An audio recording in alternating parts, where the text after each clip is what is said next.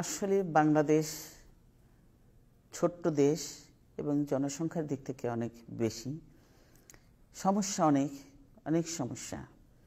সেই জন্য এখন থেকে আমি, যদিও আমরা অপোজিশনে, বিধায় আমাদের একটু সময় আছে কাজ করার, আমি অনেক প্ল্যান করে ফেলেছি। বিশেষ করে আমাদের দেশে এখন যদি দেখেন তাহলে প্রতি পদে পদে দেখবেন সবচেয়ে বড় সমস্যা যে জিনিসপত্রের দাম অনেক বেশি। আপনি জানেন যে আজকে গরিব লোক তো বটেই, গরিব লোক তো অত্যন্ত খারাপ অবস্থার মধ্যে, তারা হয়তো একবেলাও ঠিকমতো খেতে পারে না।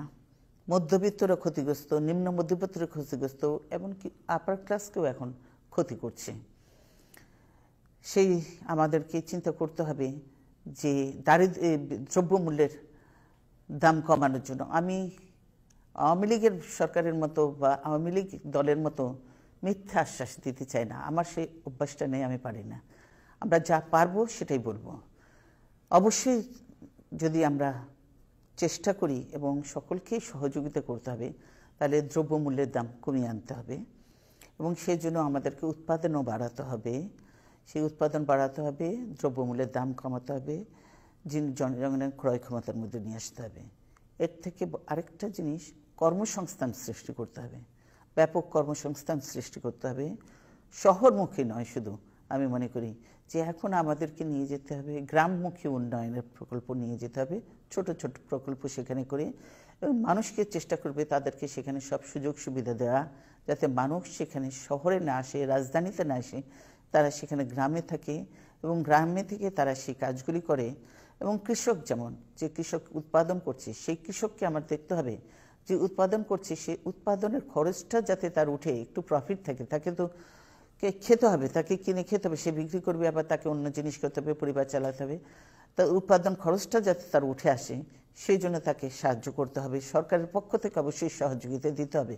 আমাদের মতো গরিব দেশে যদি সরকার সহযোগিতা না করে তাহলে কিন্তু তারা সেভাবে, হয়তো যারা ধনী কৃষক আছে তারা পারবে, কিন্তু আমাদের দেশে বেশিরভাগই কৃষক হলো যে দরিদ্র কৃষক, তাদেরকে সহযোগিতা দিতে হবে, সুলভ মূল্যের জিনিসগুলি পায় সে ব্যবস্থা করতে হবে।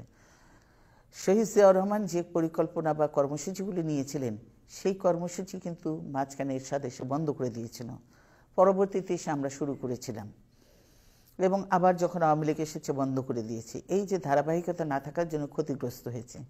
তারপর আমরা ওর মধ্যে দিয়ে যে আওয়ামী লীগ ক্ষমতায় থেকে 172 দিন হরতাল করেছে আমাদের সরকারের এগেনস্টে, তার মধ্যে দিয়েও আমরা কাজ করে গেছি।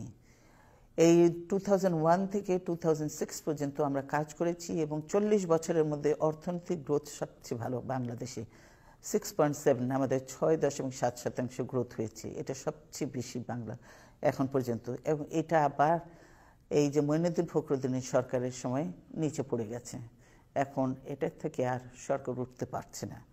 তো কাজে আমরা আশা করি যে বিএনপি সরকার, আসলে বিএনপির যেরকম প্ল্যান আছে সে প্ল্যান দিয়ে আমরা এটাকে আবার উপরে নিয়ে যেতে পারবো এবং বাংলাদেশকে একটি মধ্যম আয়ের দেশে পরিণত করতে পারবো এবং দেশের মানুষকে আমরা নিরাপত্তা, শান্তি এবং অর্থনৈতিক উন্নয়ন করতে পারবে বলে আমার বিশ্বাস।